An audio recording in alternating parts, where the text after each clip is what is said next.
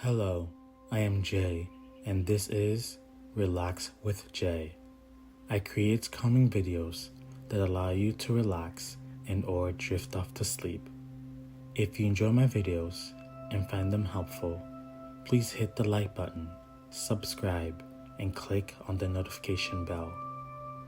I hope you enjoy this video and may it bring you restful sleep.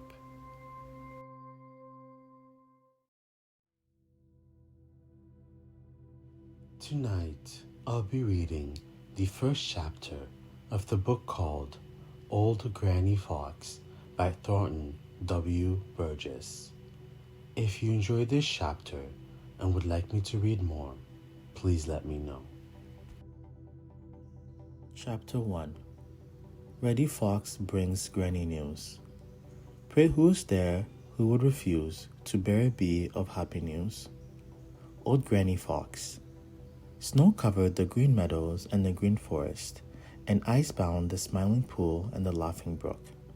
Reddy and Granny Fox were hungry most of the time. It was not easy to find enough to eat these days, and so they spent nearly every minute they were awake in hunting.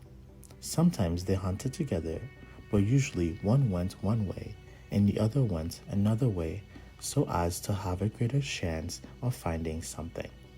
If either found enough for two, the one finding it took the food back to their home if it could be carried. If not, the other was told where to find it. For several days, they had had very little indeed to eat, and they were so hungry that they were willing to take almost any chance to get a good meal.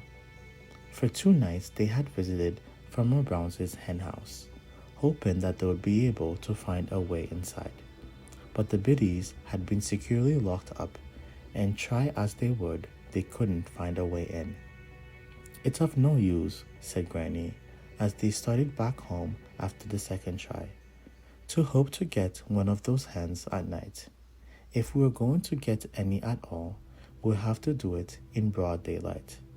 It can be done, for I have done it before, but I don't like the idea. We are likely to be seen, and that means that Bowser and Hound will be set to hunting us." "Pooh," explained Reddy. "What of it? It's easy enough to fool him." "You think so, do you?" snapped Granny. "I never yet saw a young fox who didn't think he knew all there is to know, and you're just like the rest. When you've lived as long as I have, you will have learned not to be quite so sure of your own opinions.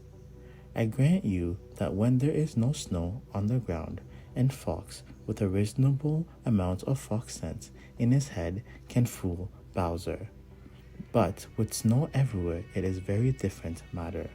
If Bowser once takes into his head to follow your trail these days, you will have to be smarter than I think you are to fool him.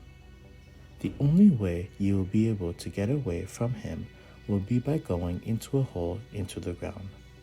And when you do that, you'll have given away a secret that will mean that we will never have any peace at all. We will never know when Farmer Brown's boy would take into his head to smoke us out. I've seen it done. No, sir, we are not going to try for one of those hens in the daytime unless we are starving." "I'm starving now," whined Reddy. "Not such thing," Granny snapped. "I've been without food longer than many times. Have you been over to Big River lately?" "No," replied Reddy. "What's the use? It's frozen over there. It's perhaps anything there." "Perhaps not," replied Granny. "But I've learned a long time ago that it is a poor plan to overlook any chance. There's a place in that big river which never freezes because the water runs too swiftly to freeze, and I found more than one meal washed ashore there. You go over there now while I see what I can find in the green forest.